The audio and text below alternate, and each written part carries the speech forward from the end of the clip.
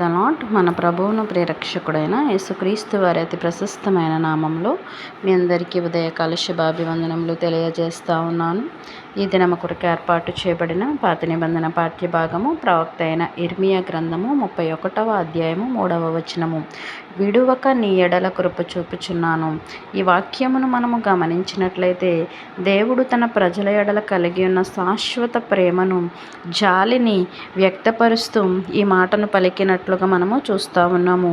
నా ప్రియ సహోదరులారా, నీవు దేవునికి విధేయుడిగా జీవిస్తే కనుక నీ ఎడల ఆయన మంచి చేయవలనని దేవుడు ఆశించుచున్నాడు. కనుక నీవు దేవునికి సంపూర్ణమైన విధేయతను నువ్వు చూపితే ఆయన నీకు తన శాశ్వత కృపను చూపి నీకు మేలు చేస్తానని ఈ యొక్క వాక్యం ద్వారా మాట్లాడుతూ ఉన్నాడు. నా ప్రియ సహోదరులారా, దేవుడు నీ ఎడల కృప చూపితే జరుగు కార్యములు ఏవి అని మనం ఆలోచన చేసినట్లయితే, మొదటిగా నీ ప్రాణమునకు సంతృప్తి కలుగుతుంది, సత్తువ కలుగుతుంది. నీ ప్రాణమునకు సంతృప్తి, సత్తువ కలగాలంటే దేవుడు నీ ఎడల కృప చూపాలి. రెండవదిగా మనం ఆలోచన చేసినట్లయితే నీ ప్రాణమునకు సంతోషము కలుగుతుంది, నీ ప్రాణమునకు సహాయము కలుగుతూ ఉన్నది.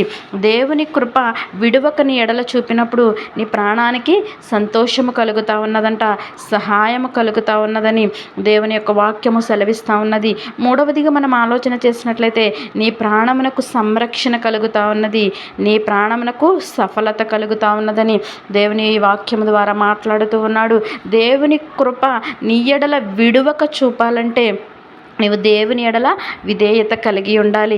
ఎప్పుడైతే నువ్వు దేవుని యందు విధేయత కలిగి జీవిస్తావో నీ ఎడల ఆయన మంచి కార్యములు చేయాలని ఆయన ఉద్దేశం కలిగి ఉన్నాడు. గనుక నీవు దేవునికి సంపూర్ణమైన విధేయతను నీవు చూపగలిగితే ఆయన నీకు తన శాశ్వతమైన కృపను నీకు చూపుతానని, విడువక నీ ఎడల కృప చూపుచున్నాను అని దేవుని యొక్క వాక్యం ద్వారా మాట్లాడుతూ ఉన్నాడు. అట్టి కృపను మన జీవితాలలో మనం కలిగి జీవించడానికి దేవుడు తన పరిశుద్ధాత్మ ద్వారా అటు కృపను మనందరికీ అనుగ్రహించునుగాక. తలలు వంచి ప్రార్థనలు ఏకీభవించవలసిందిగా కోరుచున్నాను. మహోన్నతుడును మహాగణుడమైన మా ప్రియ పరలోకపు తండ్రి, నీ ఘనమైన శ్రేష్టమైన నామానికి లెక్కలేని వేలాది స్తుతులు స్తోత్రములు చెల్లిస్తా ఉన్నాము ప్రభువా.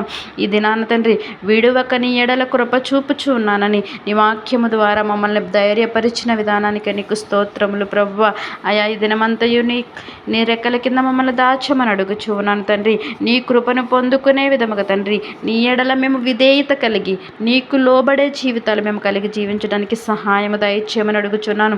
చూపు వలన, తలంపు వలన, మాట వలన, క్రియ వలన నీకు విరోధముగా పాపం చేయకూడనట్లు మా చూపులను, తలంపులను, క్రియలను, నడకలను, పడకలను పరిశుద్ధపరచమని చిన్ని ప్రార్థన నీ పాద సన్నిధికి చేర్చుకోమని యేసయ్య అతి పరిశుద్ధ నామములు అడిగి వేడుకొనుచున్నాము తండ్రి. ఆమేన్.